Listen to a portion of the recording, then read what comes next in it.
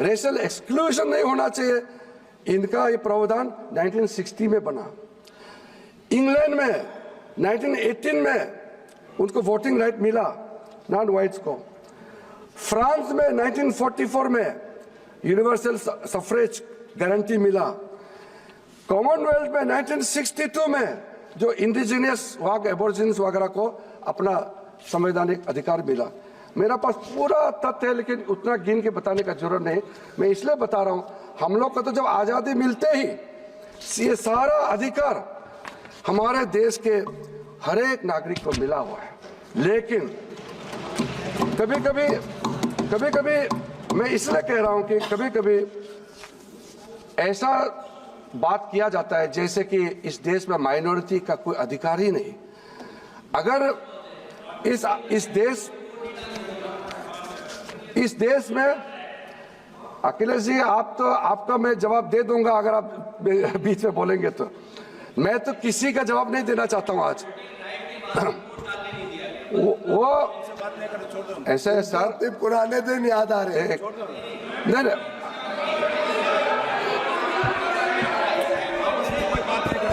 Sir मैं अखिलेश जी को मैं जवाब नहीं देना चाहता हूं, क्योंकि उनको जवाब देंगे तो फिर वो मुश्किल में पड़ जाएंगे। समाजवादी का समय में उत्तर प्रदेश में क्या हालत था सर। मैं सर ये बात सर मैं माननीय मंत्री जी बोलिए। सर जो नैरेटिव क्रिएट किया जा रहा है, मैं आपके सामने में बोलना चाहता हूं सर। कुछ सर्वे है, ग्लोबल सर्वे सामने में हमने पढ़ा है, उसमें centre for policy analysis in European union का सर्वे के मुताबिक यूरोपियन यूनियन में 48% लोग डिस्क्रिमिनेशन के शिकार हुए हैं, ऐसा मानता है ये सर्वे का रिपोर्ट आया है। उसमें से ज्यादातर मुसलमान धर्म को मानने वाला, इस्लाम धर्म को मानने वाला का रिपोर्ट है। फ्रांस में कई डिस्क्रिमिनेशन का रिपोर्ट पेश किया। मैं नहीं कह रहा हूं, रिपोर्ट के बारे में मैं बता रहा हूं।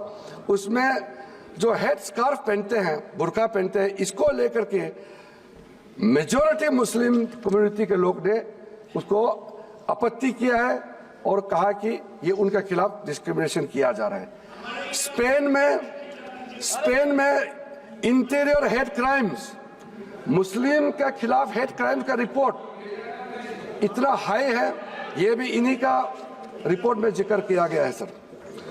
इंडोनेशिया जो मुस्लिम डोमिनेटेड देश है, वहां में शियास और अहमदियास के खिलाफ में डिस्क्रिमिनेशन किया जाता है करके रिपोर्ट में आया है। मैं नहीं कह रहा हूं, ये रिपोर्ट में कह रहे हैं।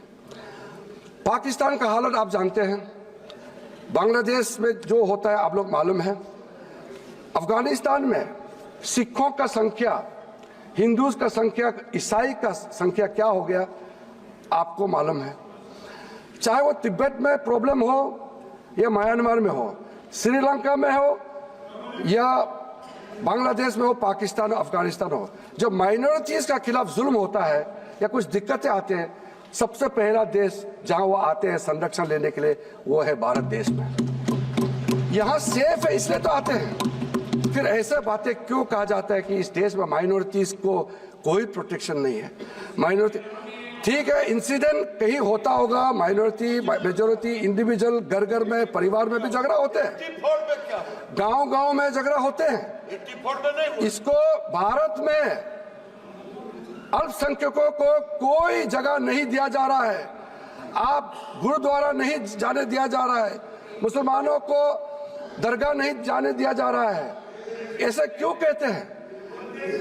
इसलिए मैं कह रहा हूं कि ऐसा बातें नहीं करना चाहिए जिससे देश का छवि को नुकसान होता है। ये मैं किसी एक पार्टी के लिए नहीं कह रहा हूं, मैं देश के लिए कह रहा हूं।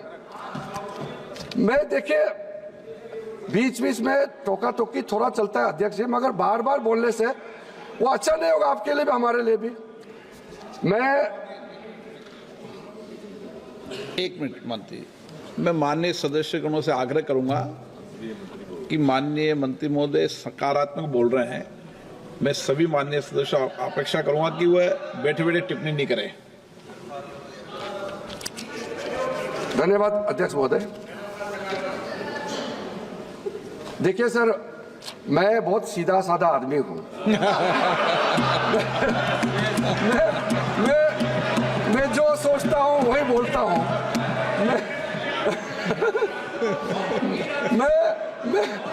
मैं बहुत सीधा साधा आदमी हूं। मैं जो सोचता हूं वही बोलता हूं। मैं संसदीय कार्य मंत्री के रूप में आपसे लगातार संपर्क करता हूं। आपको अगर पसंद नहीं आता है तो कम से कम आप लोग झेलना पड़ेगा कुछ सालों तक। तो हमसे बात करके मिलके काम करना पड़ेगा। आप और हम एक ही हैं, पार्टी अलग है। अगर जब मेरे साथ काम करने का सहन शक्ति खत्म हो जाएगा तो आप प्रधानमंत्री जी को बता दीजिए कि आपके पास अभी सहन नहीं कर सकता है मेरे साथ काम करने का। तब तक तो काम करना पड़ेगा। मैं आपके लिए भी करता हूं, अपने लिए भी करता हूं। इसलिए ज्यादा टोका टोकी मत कीजिए, थोड़ा शांति से सुनिए। सर, बाबा साहब अम्बेडकर के बारे में कल कई लोगों ने जिक्र किया, इसलिए मैंने भी शुरू में कहा कि बाबा साहब भीमराव अम्बेडकर नहीं होते तो हम जैसे कई लोग इस सदन में चुन के कभी नहीं आते हैं। तो आज जो बाबा साहब ने कुछ काम किया है या कुछ सोच है उसके बारे में मैं थोड़ा जिक्र करना चाहता हूं। बाबा साहब को इक्वालिटी ऑफ अपॉर्चुनिटी और सोशल जस्टिस में कैसे बैलेंस किया, उन्होंने बहुत बारीकी से, जब संविधान का रचना हो रही थी उस समय बैकवर्ड टर्म को किस तरीके से उन्होंने इस्तेमाल किया है। ये principle of opportunity and role of reservation were given foremost importance while addressing historical injustice done against the marginalized communities. और कभी भी बाबा साहब भीमराव अंबेडकर ने किसी धर्म के खिलाफ कभी उन्होंने नहीं कहा। हिंदू समाज में कुछ प्रैक्टिसेस, छुआछूत का जो व्यवस्था था उसका खिलाफ संघर्ष किया।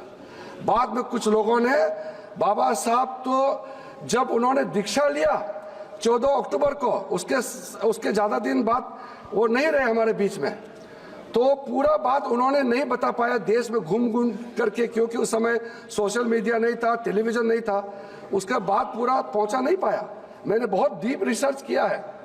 बाबा साहब ने जो कह के किया उसको बाद में कुछ लोगों ने मिस इंटरप्रेट करने का शुरू किया और कहा कि बाबा साहब भीमराव अंबेडकर ने हिंदू धर्म छोड़ा है, इसलिए हिंदू धर्म के खिलाफ लड़ाई करना है।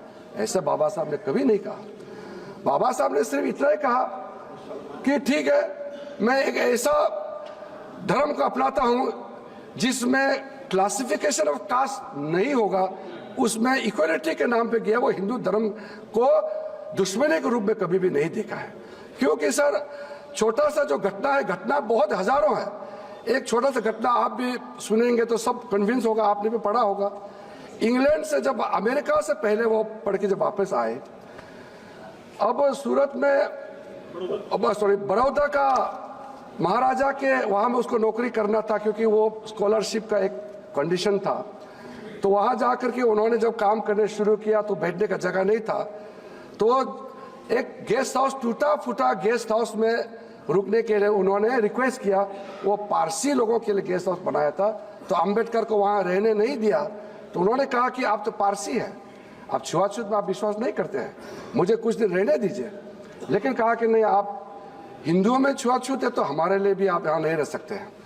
फिर वो एक क्रिश्चियन दोस्त जो लंदन में उसके साथ पढ़े, उसके पास गए, उनको कहा कि आप तो ईसाई हैं, आप क्रिश्चियन हैं, आपको यहाँ छुआछूत नहीं होते हैं, मुझे एक कुछ दिन के लिए आपको यहाँ रहने दीजिए।